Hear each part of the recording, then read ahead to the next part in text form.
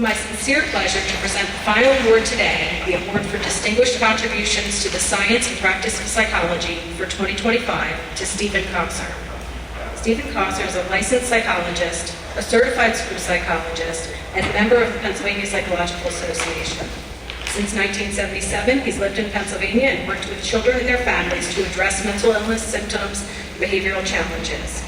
He created a treatment outcome measurement system that has been widely recognized as a reliable and valid means of documenting treatment effects to facilitate sustained treatment funding. Since 1981, he has been a champion of in-home and in-school mental health treatment services for children delivered by closely supervised direct service personnel. This community-based model was eventually implemented in Pennsylvania in 1992 as Behavioral Health Rehabilitation Services, or BHRS. Steve is among the first psychologists to enroll in Medicaid to provide BHRS.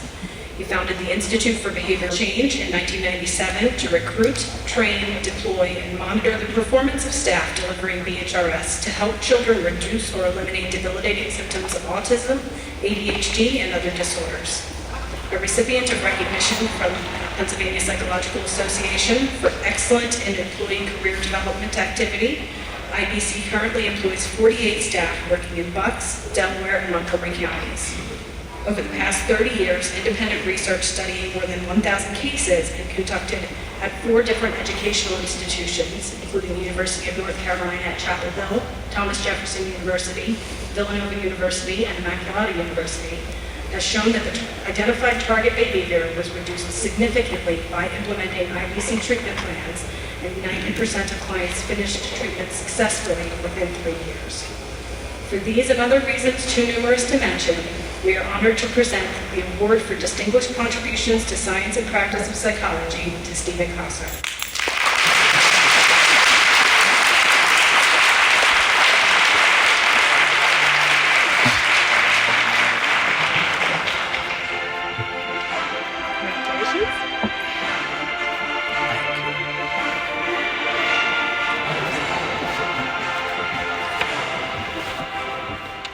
I've got to say this was an utterly unexpected pleasure. This award means a great deal to me, and I'm thankful to have the appreciation and recognition of my colleagues for having done something worthwhile with my life. Okay, I want that soundtrack for my...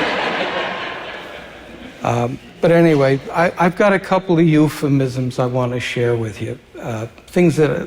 Words to live by. The first is, credentials doth not competence make. And I'm a living example of that. The fact that you recognize what I've done as significant is proof. I have a master's degree. I'm the first recipient of this award in the history of PPA who has a master's degree. So,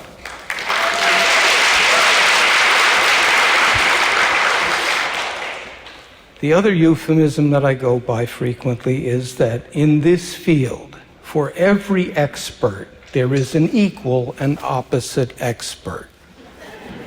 You've seen them. I mean, we've seen ones on that end of the spectrum who are embarrassments to our profession. We all know who they are and hopefully won't ever encounter them again in our lives. But there's one guy who typifies the other end of the spectrum, and I haven't seen him. I don't think he's here today. His name's Sam Knapp. Yeah, come on. Sam was a light in the darkness to me as a young psychologist trying to figure out what the hell to do in this. It's a spectrum profession, right? Like the autism spectrum. There's a whole range of people with different levels of expertise, different niches that they fit into. But overall, it's a remarkable profession. It gives the opportunity for people to aspire to the highest level that they are capable of. Not every profession does that.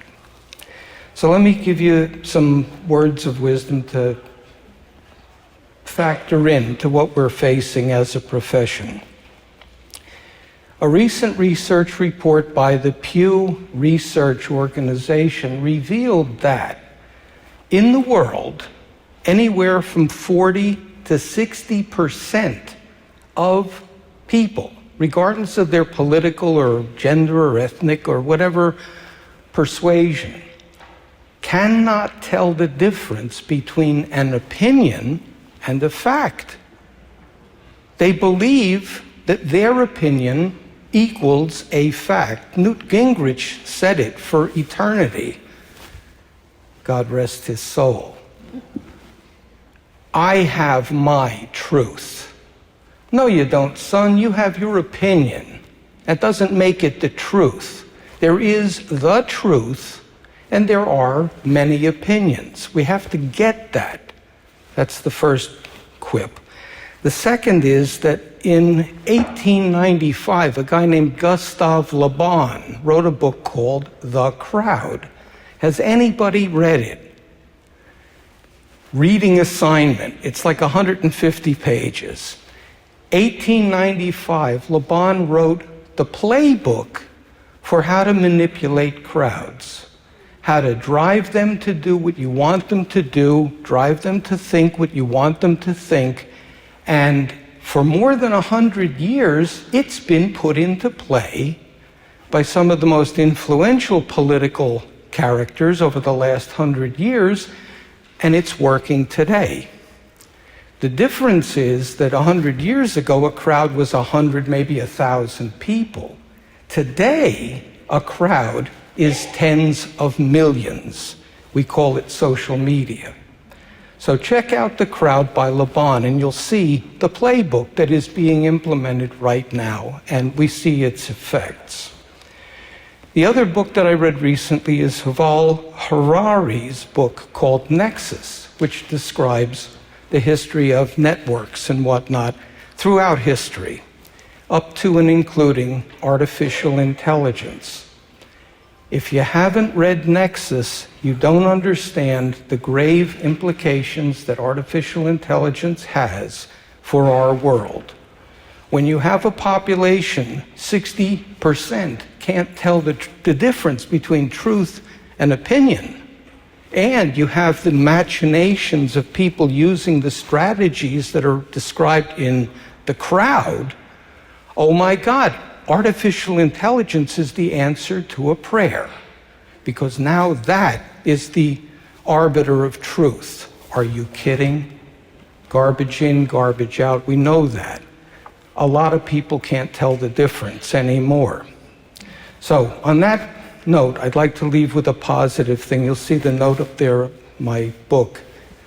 I wrote a book called The Kossor Scale. It's a treatment outcome measurement system that I developed.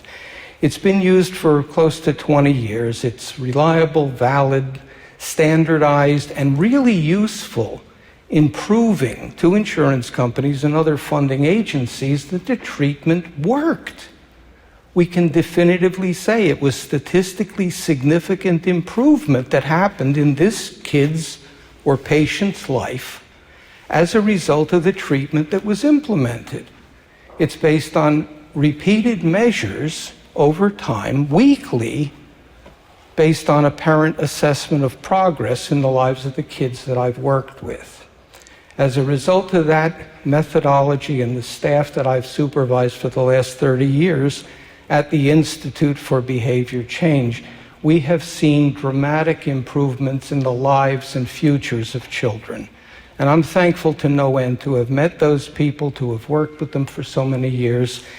And in closing, I would like to say thank you to my daughter, who wrote most of what you heard moments ago about me, unbeknownst to me. And from the bottom of my heart, thank you.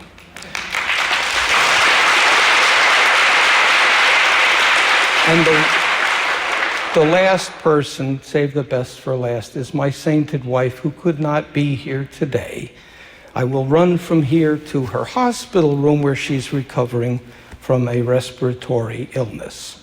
So if you're of the spiritual persuasion, prayers are appreciated. Thank you so much for this honor.